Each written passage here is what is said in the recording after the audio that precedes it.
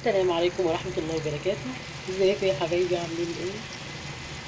يا رب تكونوا في صحة وأحسن حال يا رب. دلوقتي معايا يا حبايبي هعمل صينية بطاطس بالفراخ. هنا غسلت الفراخ كويس قوي،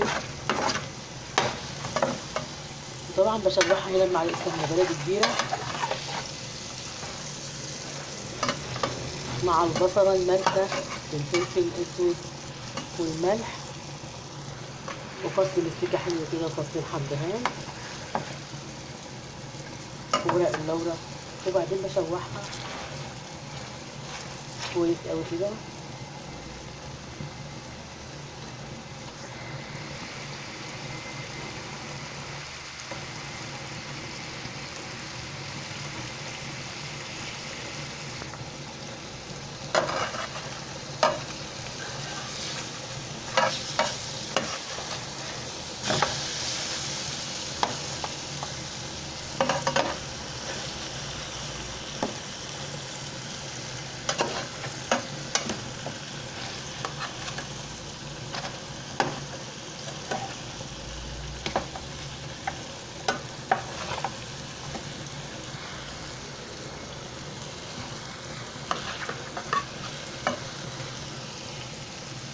لا حول ولا قوة إلا بالله العلي العظيم. اللهم صل وسلم وبارك على سيدنا محمد وعلى آله وصحبه أجمعين.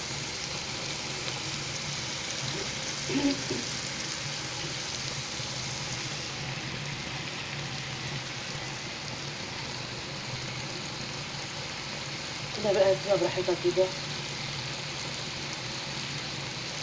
وقشرت معايا البطاطس. هقطع البطاطس بقى وأوريكم هنعمل ايه.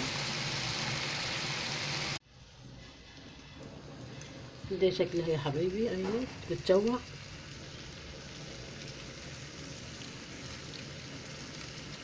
انزل عليها بقى بالبطاطس المتقطعه واقطعهم بايه، وبعدين بالطماطم، ونشوف هنعمل ايه. نزلت يا حبايبي بالبطاطس اهيت مع الفراخ.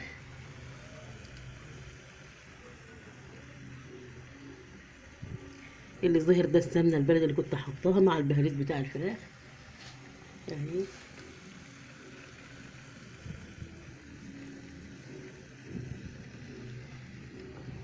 انزل عليها بقى بالطماطم المفرومه مع التوابل، الفلفل الاسود والكزبره الناشفه والشطه والملح وسنه كمون بسيطه جدا. طبعا حطيت البصل وهقطع بس الاول ايه 3 فصوص توم كده عشان اريح كده عليه. ادي شكل الصينيه يا حبايبي بعد ما حطيت عليها بقى الطماطم بالبهارات بالحاجه بتاعتها.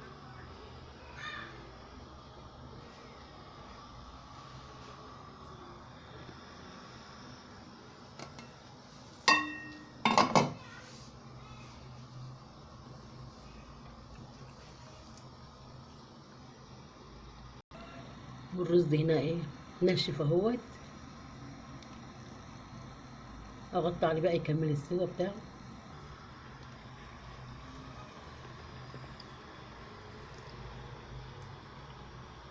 ونسيب الصينيه بقى ايه تستوي بقى مع بعضها كده.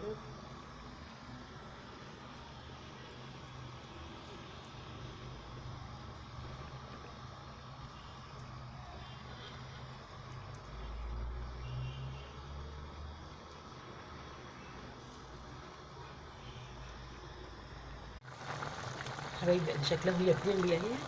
طبعا التصوير مش جايبها مظبوط على فكره يعني، لا لا، في التصوير غير الحقيقه والله خالص. والطماطم النهارده بقى ب30 جنيه ما شاء الله،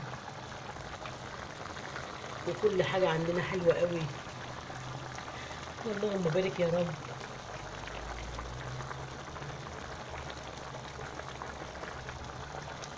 اللهم بارك لنا وللجميع يا رب العالمين.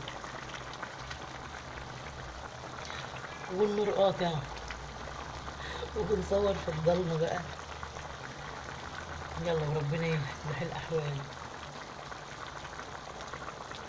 ربنا يوفق الجميع بحق جهنم يا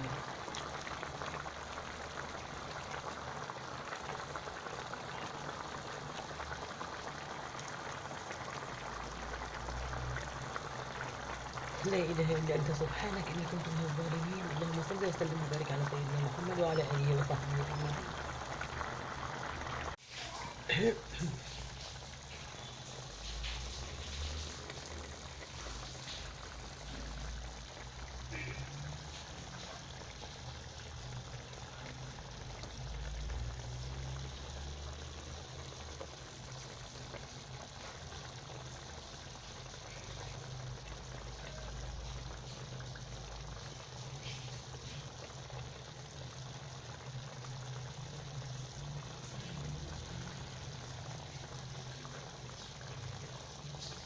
دخلت في السوا خالص ده يا حبايبي.